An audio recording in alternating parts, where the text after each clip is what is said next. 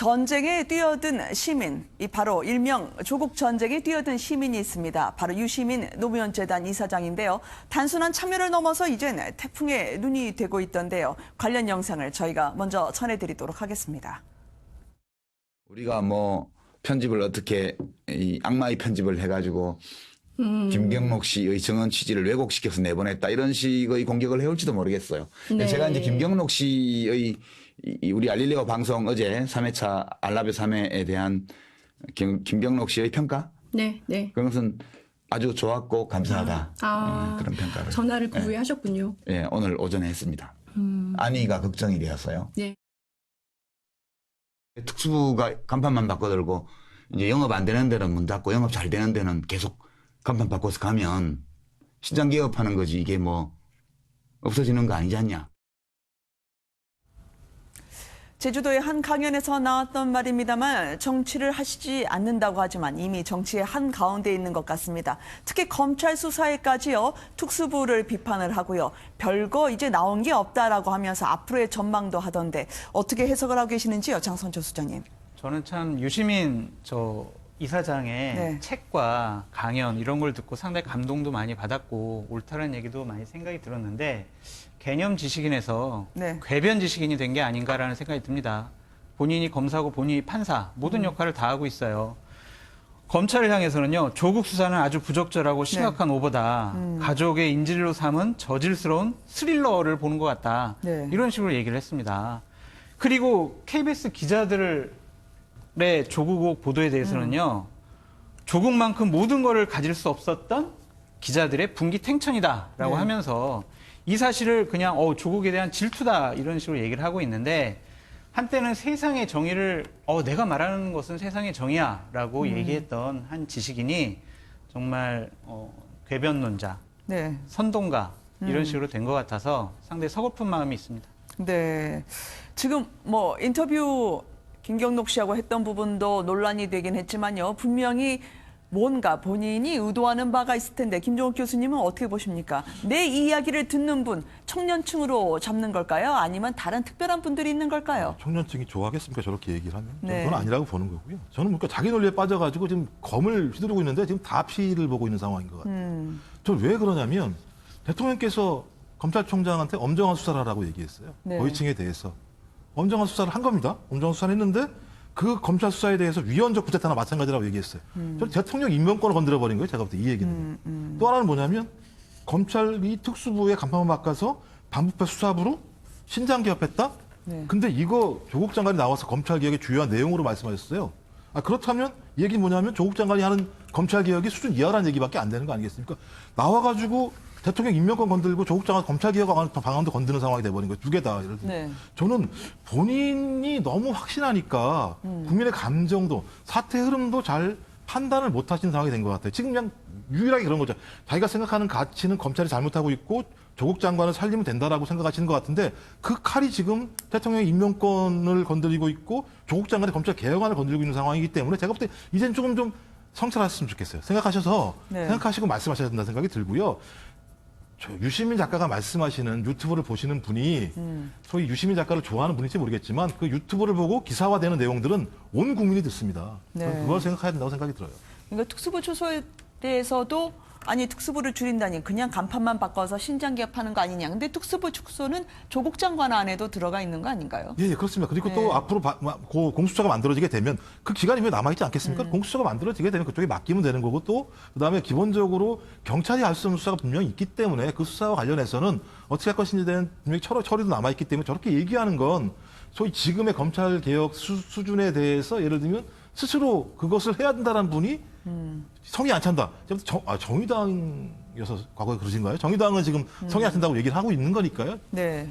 혹시 조국 장관을 도와준다고는 하지만 정말 도와주는 게 아닐 수도 있다라는 취지의 계속 그랬다고 말씀을 저는 생각이 들어요. 해주신 도움을 안 것 주신 것 같아요. 제가 볼 때. 아, 그래요? 처음에 좀 예를 들면 많은 분들이 갸우뚱하셨을 때 국민들이 근데 처음 나와서 얘기했을 때 혼란스럽게 하신 건 사실인 것 같긴 하지만 저는 가면 갈수록 오히려 조국 장관이나 이쪽 그 여당 이쪽에 네. 상당히 좀 짐이 되는 형태의 말씀들을 너무 많이 말씀하시는 것 같아요. 그래도 이제 당사자 유시민 이사장은 조국 전쟁에 뛰어들었다라고 이야기를 하고 있는데요. 아무래도 본인이 앞으로의 정치적 행보를 혹시 하게 된다면 지금도 하고 있는 거나 다름이 없지만 친문 진영에 대해서도 본인이 던지고 싶은 메시지가 있는 걸까요? 뭐 그렇게 볼 수도 있죠. 지금 말씀하신 만약 이제 본인은 아직까지는 본인 정치 안 하겠다고 얘기를 하지만 네. 뭐 여러 가지 지금 논란의 중심에 있기 때문에 근데 만약에 지금 상황에서 이런 메시지를 강하게 던지는 것은 친문 진영을 향한 메시지로 이해될 수도 있죠. 본인의 의도와 관계없이. 그러니까 네. 본인은 그런 의도를 가지고 얘기했는지 아닌지는 잘 모르겠어요. 그러나 어쨌든 이런 지금 메시지를 던지는 거 보면 친문 진영이나 이런 이쪽에 있는 분들이 강하게 이렇게 동의할 수 있는 그런 내용들이 많이 있기 때문에 만약에 유시민 이사장이 그런 계획을 가지고 했다고 하면 그렇게 들릴 수 있다고 보여지고요. 또 네. 그런 부분들을 더 적극적으로 어필하는 것 같아요. 지금의 상황에서 어쨌든 그 본인이 나서서 최전선에서 싸우면서 정부는 아니면 여당이 직접적으로 할 수 없는 부분들을 본인이 지금 하고 있는 거잖아요. 네. 그런 차원에서 본다고 하면 어쨌든 친문 진영의 어떤 지지를 끌어내는 데는 도움을 줄 수 있는 그런 메시지를 던지고 있는 건 분명해 보입니다. 아, 예, 저는 이 조국 네. 장관 관련 사태를 좀 보면서 가장 궁금했던 점은 문재인 대통령은 왜 조국 장관을 고집하는가? 네. 일부 향관의 이야기 나오듯이 혹시 후계자설, 뭐 이건 심한 이야기지만 네. 뭐 당연히 이야기 차기 예측 대권 예, 주자설. 네. 그래서 뭘 그런 의미가 진짜 있는 건지 진짜 궁금했는데요. 지금 최근에는 또 유시민 이사장은 왜 이렇게 조국을 보호하는가? 진짜 네. 궁금합니다. 무슨 친문 세력 조금 전에 이야기를 했는데 네. 친문 심지어 초동에 가서 집회까지 하면서 친문 세력이라고 하시는 분들이 이렇게까지 조국을 보호하려고 하고 그리고 유시민 이상이 이렇게 나서서 하고 네. 거기에 대해서 문재인 대통령은 한국가를 대표해야 될 대통령이 이 정도 이야기쯤면 일반적인 상식으로는 아무 뭐 조국 장관이 억울하고 뭐 잘못한 것이 없다 하더라도 이쯤 되면 어느 정도 이제 뭐 한번 교체를 생각할 수도 있을 텐데 네. 이렇게까지 가는 이유는 무엇일까에 대한 기본적인 궁금함인데요.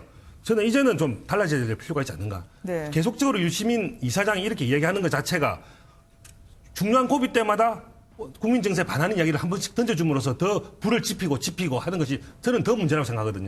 지금 정부 여당은 어떻게 보면 조국 장관 이 사태의 출구 전략을 지금 짜고 있을 거라 보여지는데 이 출구 전략을 반하는 행위를 하는 사람이 누구냐? 저는 유시민 이사장이라고 보고요. 심지어 대통령까지도 그렇게 하고 있다고 봅니다. 수초동 집회하면서 한마디 던져가지고 네. 그때는 국민의 뜻을 겸하게 받아들이겠다고 하다가 강화문 집회에 대해서는 조용히 있는 것. 이런 것들이 바로 어떤 감정적인 것들을 계속 건드리고 있기 때문에 국민들이 하나로 기일되지 못하고 국론 분열까지 이야기 나오는 거 아니겠습니까? 이런 사태에서 본다면 오히려 유시민 이사장은 자신의 발언을 자제할 필요가 있고 여기에 대해서 대통령도 자신의 견해를 정확하게 이제 국민 뜻을 받는 양쪽을 다 받는 선에서 밝힐 필요가 있다라고 저는 보게 됩니다. 네. 그럼 최근에 유시민 이사장 발언에 대해서는 민주당 쪽에서는 어떻게 생각하시나요? 유시민 이사장은 우리 당원이 아니다. 그 입장으로 계속 가시나요? 뭐 불가근 불가원 상황이라고 보고요. 왜냐하면 소위 일부 예를 들면 이쪽 진영에도 마찬가지로 유시민 그 작가가 말씀하신 내용에 대해서 동의하고 있는 분들도 분명히 계시는 거고 동의하지 않는 분들도 분명히 계시는 거고요. 네. 하지만 정치의 영역에서 지금 가장 중요한 부분들은 뭐냐면 국론 분열이라고 하는 거대한 문제에 대해서 여야 모두 마찬가지로 예를 들면 국민들이 책임을 묻고 있는 상황인 거고요.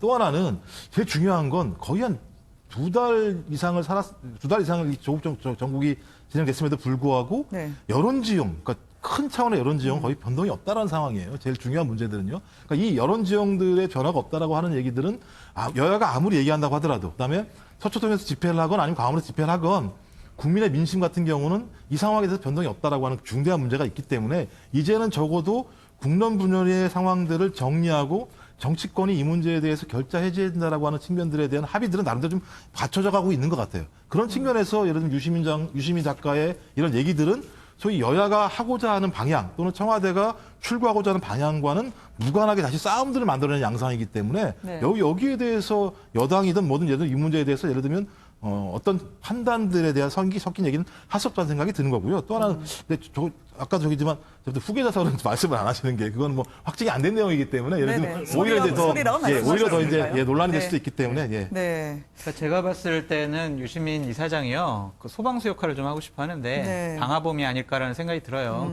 그러니까 유시민 이사장이 자꾸 얘기하면 얘기할수록 네. 조국 장관에 대한 국민적인 분노 게이지는 더 상승할 겁니다. 네. 그러니까 전혀 도움이 안 되는 일을 본인이 하고 있어요.